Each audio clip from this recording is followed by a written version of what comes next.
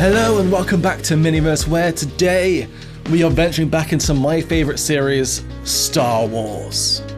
But before we can get to the juicy bits, we gotta make a box, and that's a bit too square for me, so let's undo everything I've just done and start again. You'd think making a rectangle is pretty easy, but the bruises on my fingers would disagree. So after smashing my fingers with that hammer, it's time to make the base of the diorama. Now it's actually coming to a year since I last did my first diorama with LEDs, so I think it's time to move over to the Star Wars universe. And we're going to be using grey XPS foam for the base. Now I did a cheeky poll to see where you guys wanted the set, with 53% of you wanting this set in Geonosis. Which is quite funny because I was actually going to do the opposite, originally making it in a snow planet, but it's always good to stay on top of your feet. So using my trusty hot wire, I shaped the foam to generally have a flat appearance, but I want some elevation so that it doesn't just look like a flat wasteland. In general, I like to have some dips and elevation in the terrain, as it does make it look that little bit nicer. So earlier I actually test painted a B1 battle droid for this, but with a new Geonosis theme, it's time to give this fella a Geonosian camouflage. And for the camo, we're painting him in a base coat of Rhinox hide, and I'm going to use an airbrush for this because I suck at airbrushing and I think I need to get better. All I did for this is I brought these two images into Photoshop and used an eyedropper tool to figure out what colours I needed to represent these droids. And with that I ended up using Rhinox hide for the base, Scrag brown for the midtones, and a lighter brown to add some highlights. Now the droid you're watching me paint is probably the worst example of dry brushing, as it's pretty much wet brushing is what I'm doing. But for the other ones I actually did dry brush Scrag brown all over. And after painting his gun black, as that's pretty much the only gun colour in Star Wars for some reason, it's time to add some battle damage. For a really simple effect, I just added some scratches with a bright silver, but for a better effect you could add darker tones in the middle to make a more 3D appearance. So, let's move on to something a bit more interesting. Double-sided sticky tape.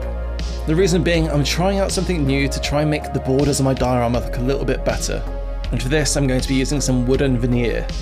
So after the sticky tape, I placed my veneer onto the diorama and pushed it in so that it was stuck on there firmly.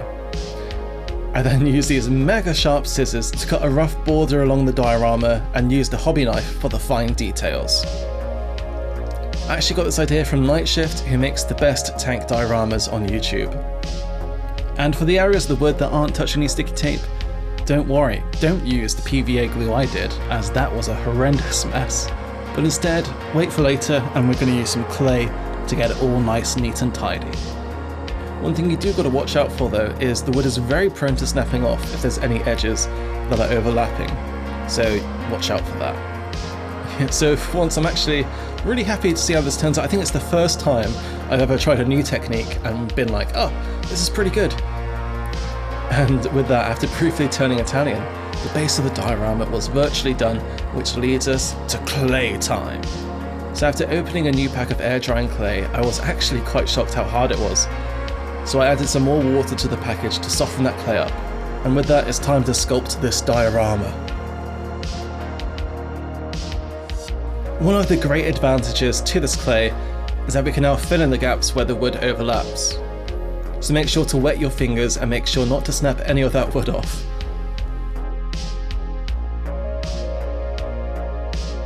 We can also use this clay on the sides of the diorama to make a nice transition where the wood might not line up with the other wood.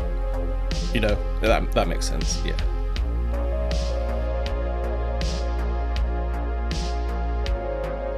And always remember to rehydrate your clay.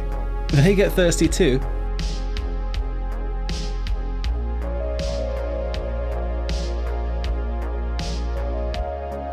And I also added some slate rocks to the diorama, however, I had to stop myself from adding more, as I knew I wouldn't be able to cut through this to add the LEDs here.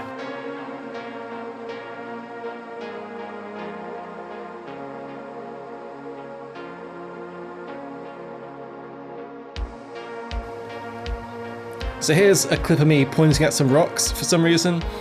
I don't know why, but I'm sure it was really important and I had a reason to film it. I guess we'll find out one day.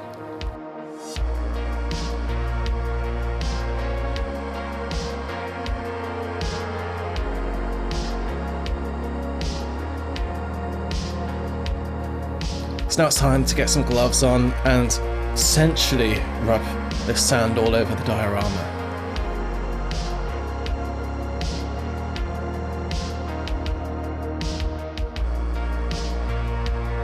So beginning of the desertification, that's a hard word to say. So beginning of the desertification, I then used some cotton wool buds for the hard to reach places, and while it was still wet, I added some real sand on top for some extra texture.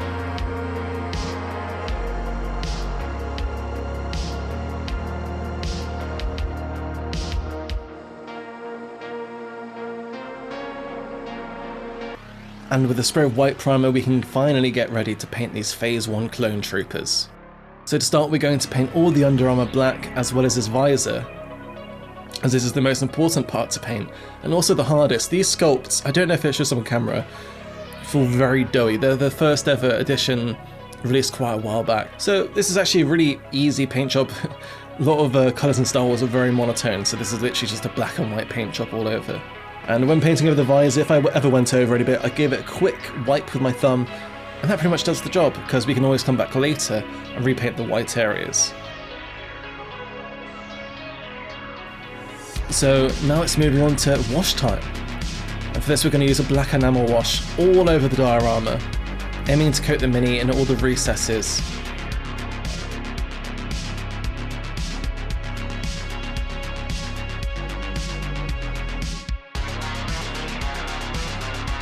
And while I was at it, I also did some barricades.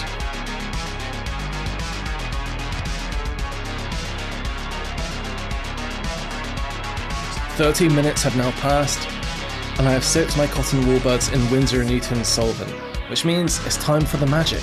It's really up to you how much wash you want to remove, whether you want it looking really grimy or if you just want it in the recesses. But this is a really easy way to speed paint your clone troopers. It literally takes about 5 to 10 minutes for each miniature.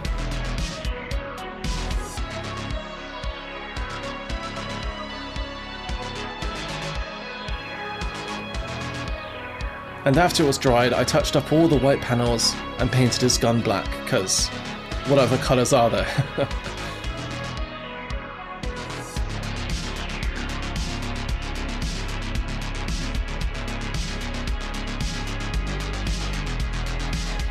And back to the diorama. As I've done many times, it's time, wait for it, to paint sand to look like sand. So I painted the sand with desert sand from Tamiya. It's a really great paint, and over the Zenithal highlight, it worked wonders.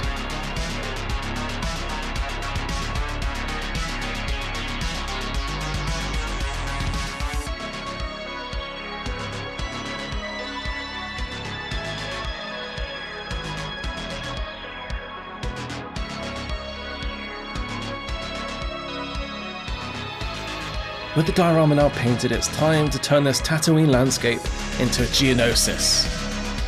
And to do that, I'm going to paint with Scrag Brown all over the diorama, then I'm going to thin it with water once it's on there. So I basically created this wash type consistency all over the diorama, which allowed me to wet blend some Skeleton Horde contrast paint to add some shadows and depth.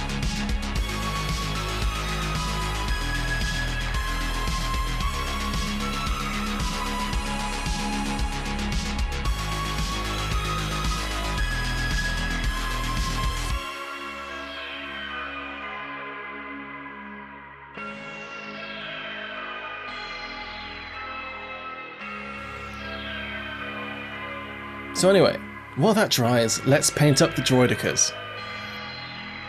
To start, we're using black metal, an elegant paint for a more civilized time.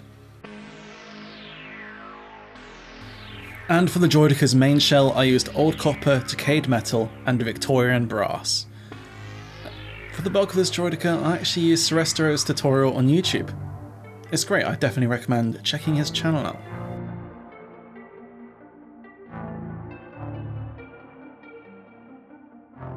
And one of the fun facts about these Droidekas is that they were actually built by an alien race called the Colocoids, who I've been reading about recently, and while they were actually made in their image, these weird little bug-like creatures, what was even weirder than that is that they actually sold these Droidekas for exotic rare meat, which is really odd, but kind of a flex. But if you were to buy these Droidekas with credits, one whole Veneer Star Destroyer would cost the same as 147 Droidekas. I know which one I'd want.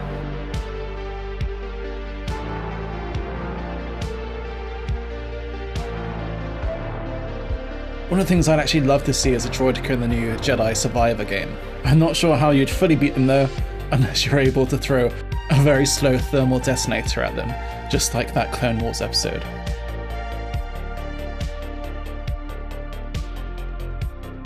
I added a wash of black Templar contrast paint all over the metallic parts. I then highlighted with a nice bright silver.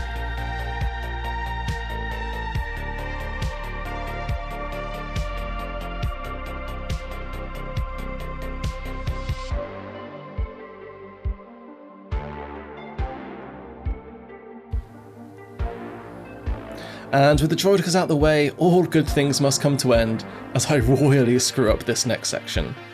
So I painted these two barricades, and I thought, let's add the sand mixture I used earlier on the diorama to stick them in place.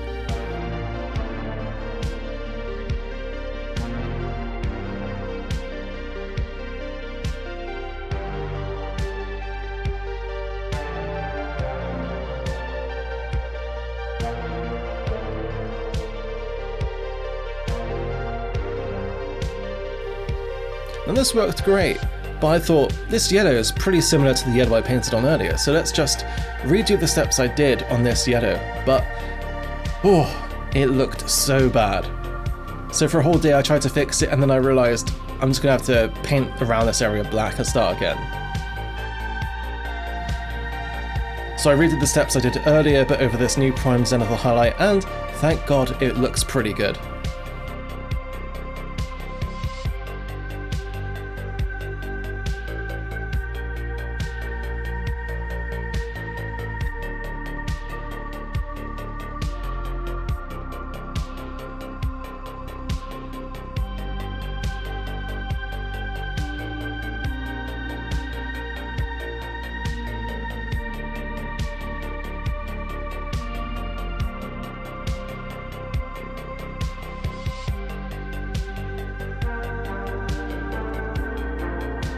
So next is the part that scared me the most, and that's hooking up the LEDs. This is actually the second time I've ever soldered in my life, and it shows. So after a day of pondering, I gave it a go, and while it was hard, I learned a lot through trial and error, and even burnt a hole in my gym joggers. So next time I'm going to properly work on making the soldering less bulbous, and actually making it look a lot cleaner. Oh, and it also helps if you label the positives and negatives correctly, as that will save you a lot of time troubleshooting.